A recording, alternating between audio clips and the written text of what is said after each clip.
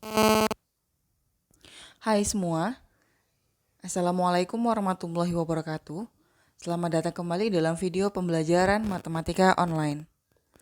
Kali ini kita akan belajar lagi tentang Pitagoras, tetapi pada bagian yang ketiga yaitu contoh soal. Sesuai janji saya yang kemarin, di video sebelumnya ini, kita akan membahas contoh-contoh soal dari Pitagoras. Walaupun mungkin tidak semua, tapi ini mewakili. Jadi nanti akan ada dua macam, ada soal-soal yang biasa dan ada juga soal cerita. Langsung saja ke contoh soal yang pertama. Suatu segitiga siku-siku ABC dengan siku-siku di A. Berarti nanti sudut siku-sikunya di sudut A. Kemudian panjang BC-nya 41 cm dan panjang AC-nya adalah 40 cm.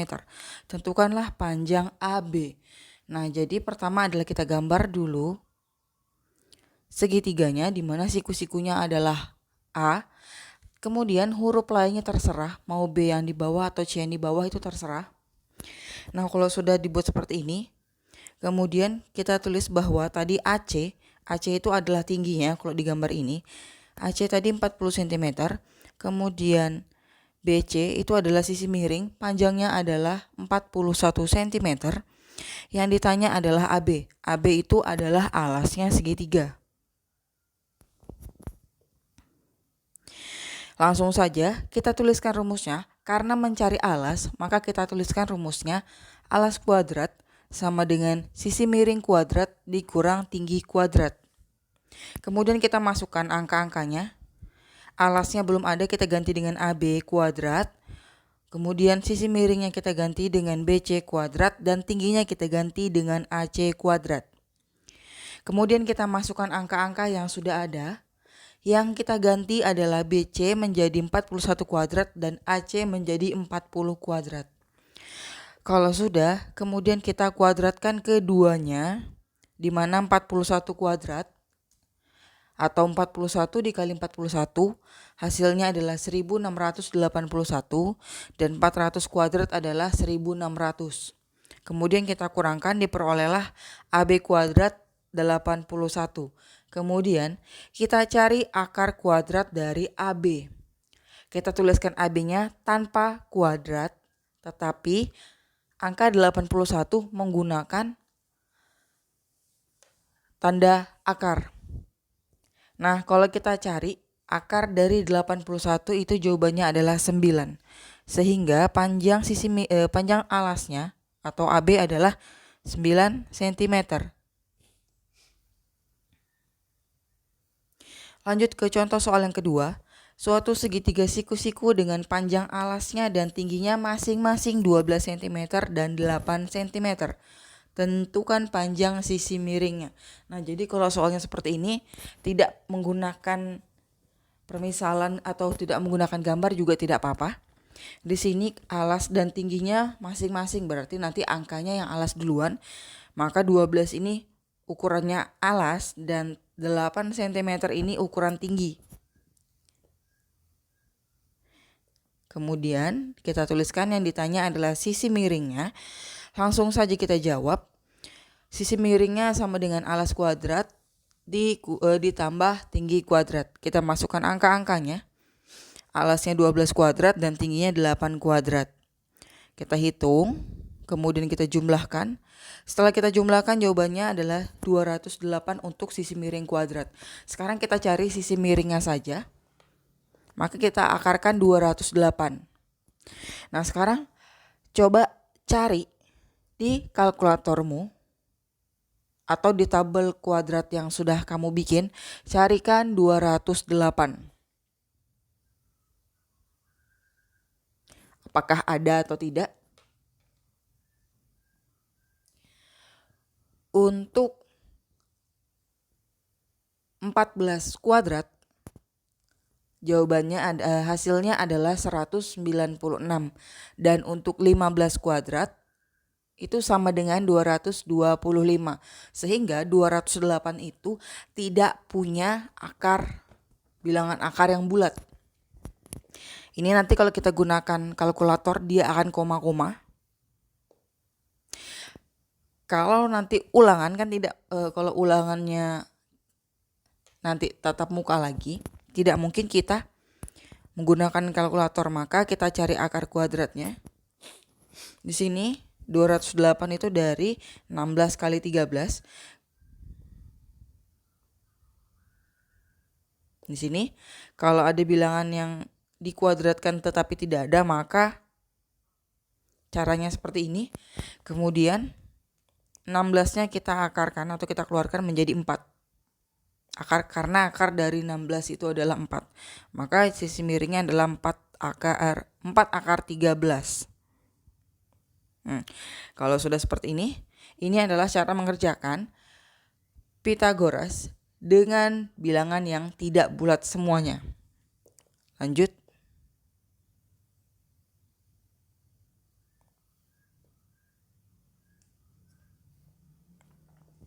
Nah, kemudian perhatikan gambar yang ketiga.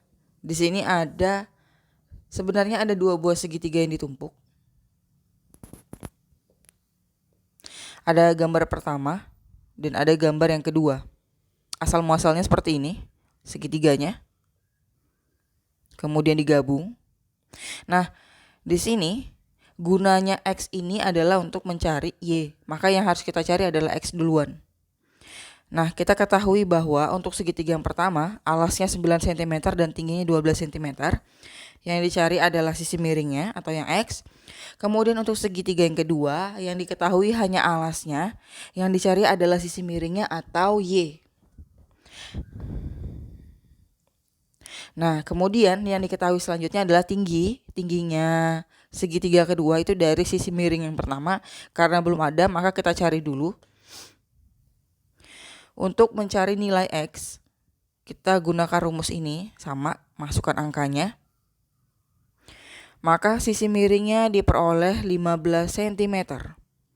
Maka nilai X-nya atau sisi miring dari gambar yang pertama adalah 15 cm. Kita pindah ke sini. Ini gambar yang tadi.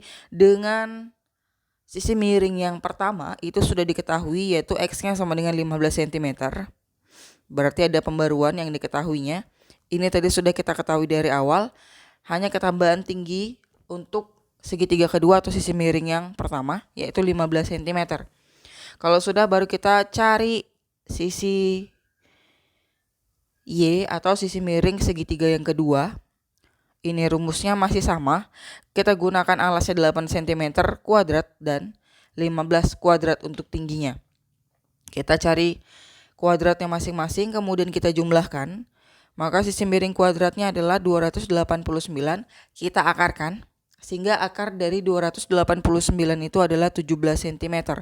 Sehingga nilai Y atau sisi miring dari segitiga yang kedua adalah 17 cm. Jadi memang pengerjaannya ada 2 kali. Dan semua tergantung gambar.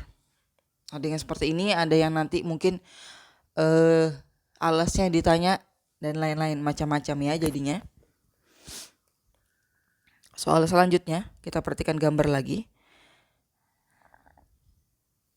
Nah, ini disebutnya dengan segitiga siku-siku sama kaki. Ini spesial sekali namanya.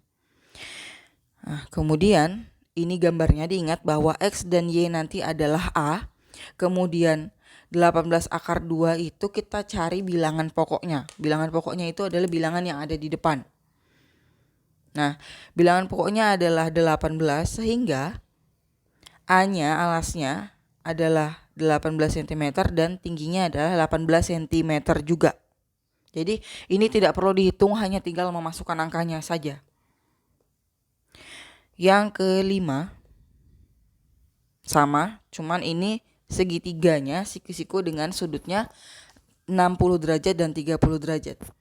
Di sini yang dicari adalah P dan Q. Ingat ini gambarnya. P itu nanti posisinya adalah 2A dan Q itu adalah A. Di sini yang diketahui adalah tingginya. Tingginya itu 9 akar 3. Kalau digambar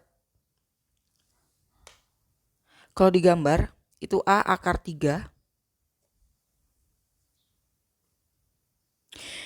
Kita lihat bahwa 9 akar 3 kita lihat bilangan pokoknya, maka A-nya 9.